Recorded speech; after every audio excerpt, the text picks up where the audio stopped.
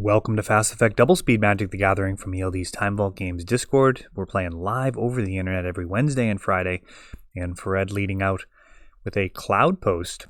Now, humans shares a lot of DNA with Death and Taxes, but I don't think it actually has a Wasteland component. The mana base a little bit more greedy, mostly white, but you do have green and blue. You have Meddling Mage here visible. I believe that's a Reflector Mage at the far side of the hand. And Sorceress Spyglass is going to actually shut down this Aether Vial, which is pretty devastating. Got a one-lander with the Aether Vial. We'll see if he draws out of this with some more lands. A Champion of the Parish. And he does actually have Wasteland. So that question answered.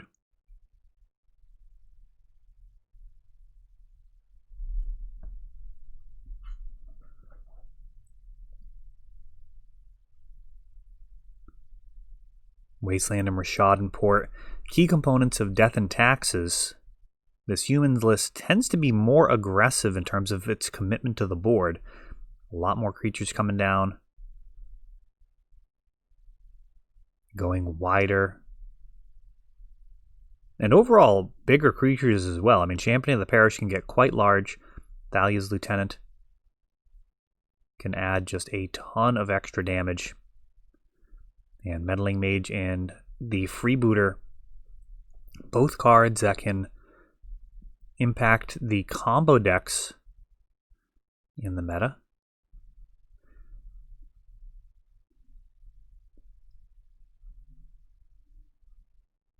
A playset of Meddling Mages can be pretty tough for Show and Tell to beat. And here we go. Turning sideways, the life totals starting to shift in Ben's favor, but things can change very, very quickly with Colorless Post. We've got Basalt Monolith now, enabling a Forsaken Monument along with Grim Monolith. That is going to tap for 3. Actually, it's going to tap for 4, and now we're going to have infinite mana thanks to the Basalt Monolith. And that's going to get Karn into Walking Ballista. So Colorless Post now comboing off thanks to the new Forsaken Monument. A very exciting turn there. Cannot imagine Ben expected that to happen.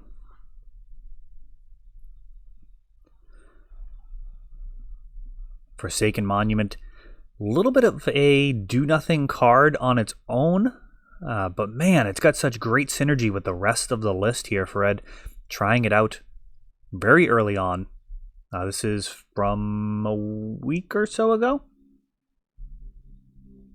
Maybe 2 weeks by the time this airs.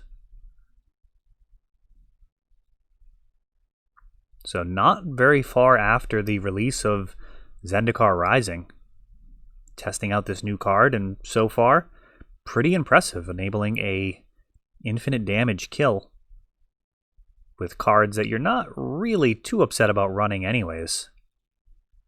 Basalt Monolith is not the worst in terms of ramping out powerful Eldrazi and other dangerous threats. Now, this is more of a Colorless Post list compared to like Eldrazi Post. I think he's pretty light on actual Eldrazi. I'm sure Thought Not See are good enough to make the cut, but I don't believe we're going to see things like Eldrazi Mimic in kind of the lower end of the curve. This is really throwing some bombs.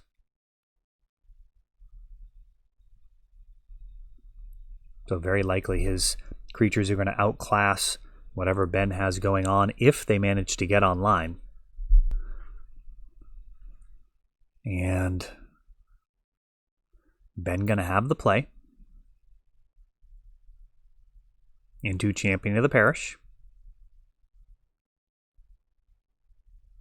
Ancient Tomb into a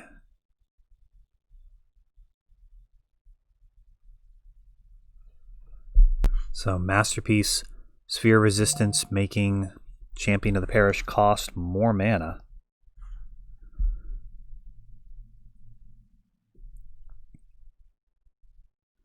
Horizon Canopy. And now Thalia's Lieutenant at 3. Champions both getting +2/+2 there for turn. And Ben mounting a pretty legitimate offense despite Sphere of Resistance really slowing down or making the spell significantly less efficient. But he's been able to cast a spell each turn. Now a Thought-Knot Seer. And I think that's actually still game. Yeah, so he gets the extra look, but even with Thought-Knot blocking the largest creature, Fered would take lethal damage, and the Thought-Knot would go away anyways with the champion. So it's pretty impressive for humans there. Solid couple of games so far. As game 1, infinite mana out of nowhere for the win, and game 2, been able to overrun this post deck despite a first turn Sphere Resistance, which very often just kind of ruins decks in general. Like a lot of decks really can't even function with a Sphere Resistance out. Certainly not to be able to curve out like we just saw there. All right, Cloud Post here for red. And Champion of the Parish for Ben. A Vesuva copying, allowing for an Engineered Explosives.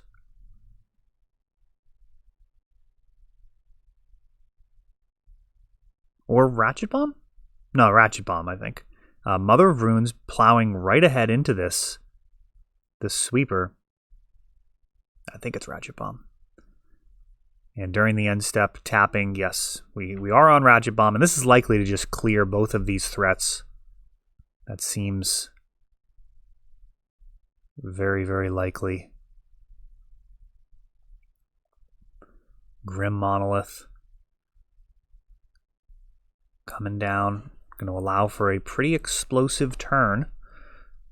And he is going to cash that in now to get rid of both of these 1-drops. And now a Meddling Mage. And what do you name here?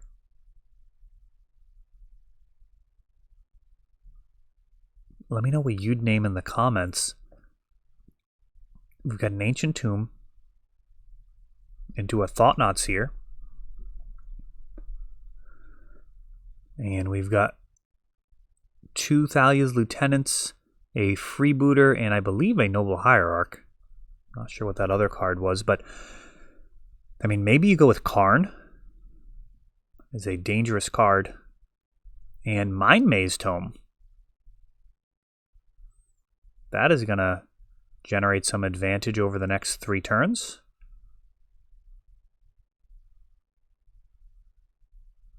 Thalia's Lieutenant.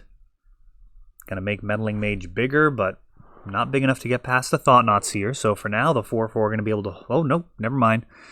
We've got a Noble Hierarch. So this could trade with a Thought-Knot Seer. We'll see if Ben pushes the... No, he does not push the pace. He is going to hope to find some additional pump and have some profitable attacks. I don't know if that's going to end up being the right line. We will see.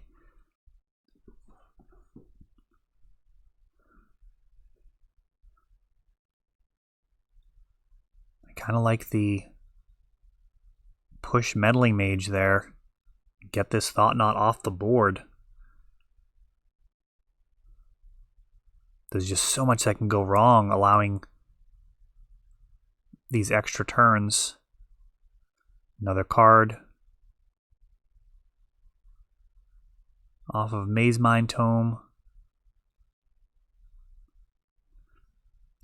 And Urborg going to allow this Ancient Tomb to tap for Colorless. So Ancient Tomb, the acceleration, obviously the reason you play the card, but Urborg, despite not needing black mana, is actually useful to turn those Ancient Tombs into a less punitive card later on. Spatial Contortion, taking down Meddling Mage.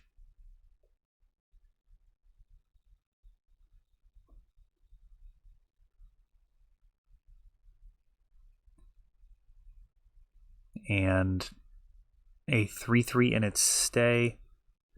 We're going to see a Horizon Canopy tapping for black thanks to Urborg for the Freebooter. The unusually Kind of unusual to have Urborg actually backfire there. Ben not having easy access to black mana that turn. Instead, able to get Freebooter out and take a shot at Red's hand.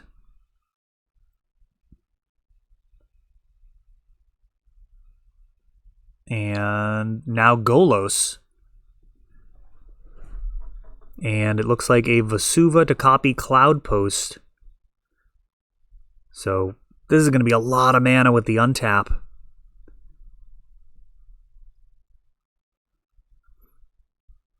Rising Canopy goes away to draw a card. Looking for some type of answers. And he's just going to go ahead and send for 2 in the air. Could have sent for 4 on the ground, but it just would have bounced right off of Golos in all likelihood.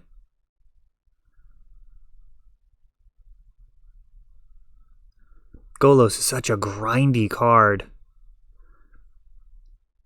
You can actually go get a Karakas to bounce the Golos, to play him again. Getting Cascading Cataracts allows you to just rip massive amounts of cards off the top. And now Stonecoil Serpent, the Thrones of Eldraine printing, still feels very new to me. That card in a tremendous mana sink. And Thought-Knot Seer looking to potentially trade here. But Ben gonna decline.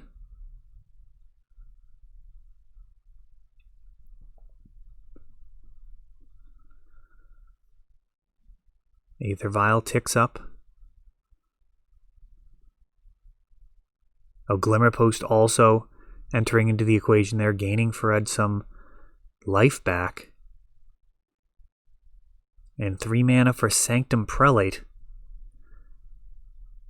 Not the best card in this matchup, I am not going to lie.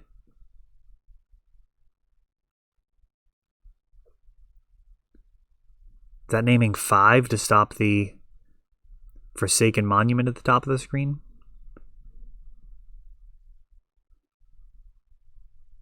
I think that was a card that Freebooter had taken. Or maybe it's 4. I think I can actually make out a 4 on there. I'm not sure if that's a 4 or a 5. Karn certainly costs 4 mana and would blow this game wide open. So Maze Mind Tome provided a lot of value over those turns. We got 6 mana for a Thought-Knot Seer. Ben gonna go ahead and put in a Noble Hierarch. Getting a 6/6 at this point. And that actually feels pretty bad. Thought-Knot Seer, when your opponent has no cards in hand, significantly worse. The fact that now when he just dies, they draw a card, and there's no upfront benefit. Stonecoil Serpent swinging for a ton. And we'll see if Ben is in chump block territory. Nope, he is just going to take the damage, go to 3. You can always chump block later is the mindset.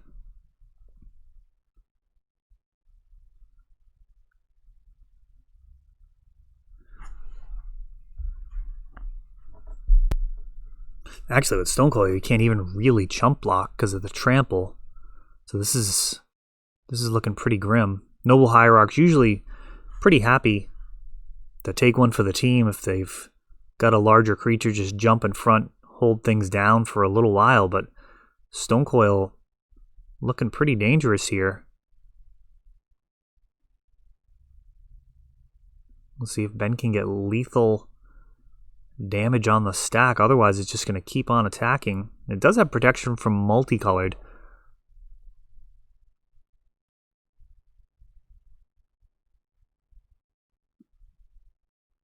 Thalia's Lieutenant coming down, spreading the +1/+1 love around.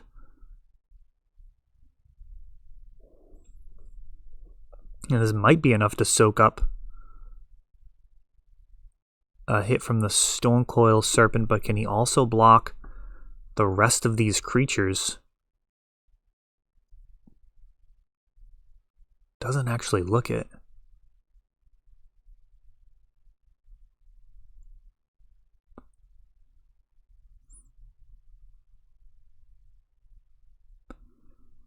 Meddling Mage.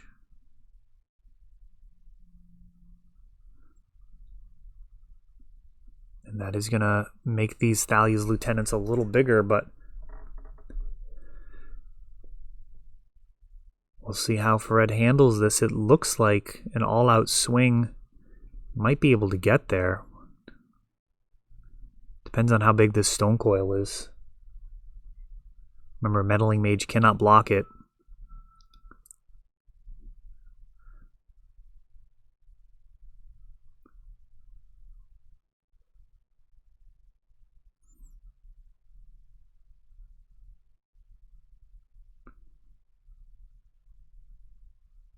Ooh, a walking ballista. Well, that makes a mess of things. Ben's only at 3, right?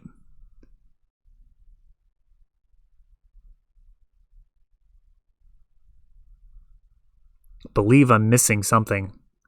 This walking ballista can just straight up murder Ben.